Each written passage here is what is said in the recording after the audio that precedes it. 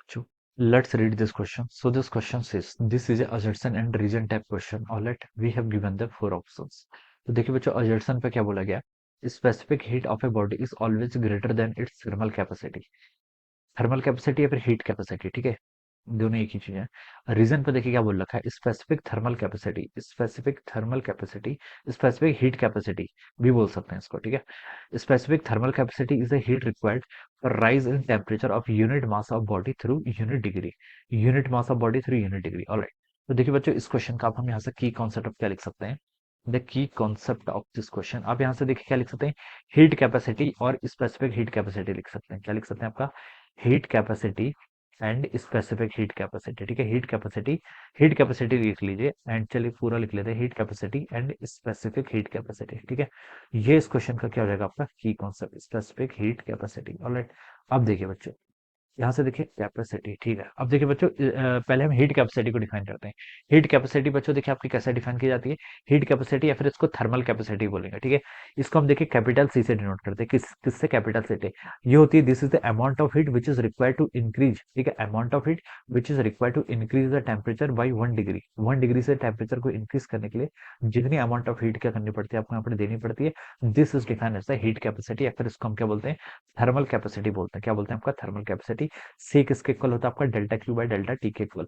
और ये सी के आपका, मैं इसको लिख लेता हूँ, this is for the thermal capacity. इसे हम कैसे रिप्रेजेंट कर रहे हैं, this is for thermal capacity, capital C is used for thermal capacity.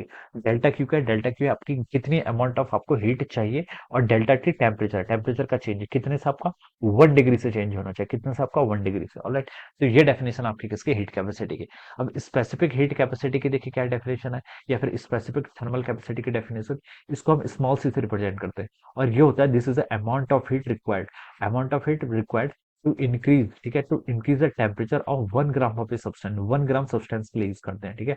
M क्या आपका, 1 gram substance by 1 degree, 1 degree से अगर आप क्या करते हैं, 1 ग्राम सब्सटेंस का अगर हम 1 डिग्री से अगर हम टेम्परेचर रेज करते हैं, तो जितनी अमाउंट ऑफ हीट आपको देनी पड़ती है, that is called specific heat capacity, या फिर हम इसको स्पेसिफिक थर्मल कैपेसिटी बोलते हैं, ठीक है। थर्मल और हीट देखें यहाँ पर वर्ड आपके चेंज कर रखे हैं, ठीक है, तो ऐसे समझ सकते हैं। तो सी यहाँ पर से आपका इसका इक्वल हो जाएगा।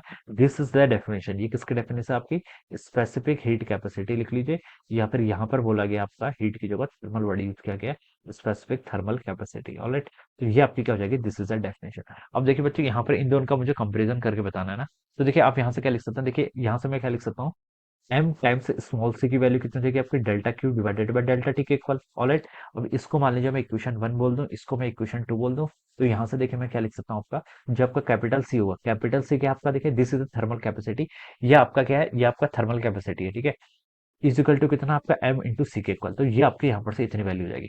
अब हमें बताना है कि देखिए C by small C divided by capital C का अगर हम रेशियो लें, तो ये कितना आ रहा है आपका, एम के इक्वल आ रहा है। तो यहाँ पर एडरसन ने बोला गया कि specific heat capacity of a body is always greater than, तो ये स्पेसिफिक हीट यानी कि small C by capital C का रेशियो क्या होगा, ऑलवेज ग्रेटर देन 1 होगा। तो ये आपका बच्चों क्या हो जाएगा, ये रिजल्ट आपका रॉन्ग हो जाएगा, ठीक है। अगर आपका देखिए एम एम आपका देखिए 1 ग्राम से लेस होगा, तभी आपका रिजल्ट क्या होगा, ट्रू होगा। अगर एम क्या होगा आपका, 1 ग्राम से लेस, ठीक है। जैसे अब मैंने यहाँ पर एम को लिख लिया 0.98 ग्राम, ठीक है, तो यहाँ से हम लिख सकते हैं स्मॉल सी किसके इक्वल हो जाएगा, 0.98 सी, तो यहाँ से ये रेशियो क्या हो जाएगा, ग्रेटर देन 1। तो इसके लिए कंडीशन है क्या, जब आपका मास क्या होगा, 1 ग्राम से लेस होना चाहिए, उसी कंडीशन में आपका ये कंडीशन क्या होगी, सेटिस्फाई होगी। लेकिन यहाँ पर लिखा कि ऑलवेज ग्रेटर देन, तो ये आपका रॉन्ग हो जाएगा। बच्चों लिख सकते हैं कि अजर्सन क्या हो गया आपके यहाँ से, अजर्सन तो आपका इनकरेक्ट है। It is not always greater than, but it is only greater only on that situation when mass is lesser than 1 gram.